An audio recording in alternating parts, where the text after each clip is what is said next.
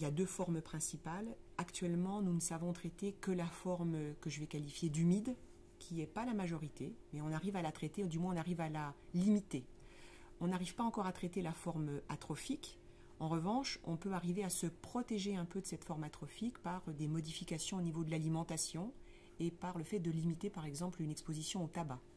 Alors, on a identifié quand même les facteurs qui déclenchaient ça. On est un peu plus sûr maintenant des raisons de ces dégénérescences. Est-ce que justement on peut suffisamment anticiper ça, ou alors ça reste encore une multiplicité de facteurs qui génèrent ça? Alors c'est vraiment une maladie multifactorielle. Il y a des facteurs génétiques, donc malheureusement on n'y peut rien. Si on a des parents qui ont eu une DMLA, on a soi-même plus de risques d'avoir une DMLA.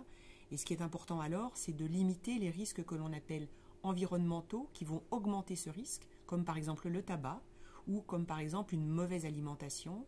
Et on sait qu'une alimentation qui est riche en oméga 3 ou qui est riche en pigments maculaires protège contre la DMLA. Donc l'idée, c'est que les patients qui sont à risque de DMLA en soient avertis et qu'ils essaient de modifier un petit peu ces facteurs d'environnement.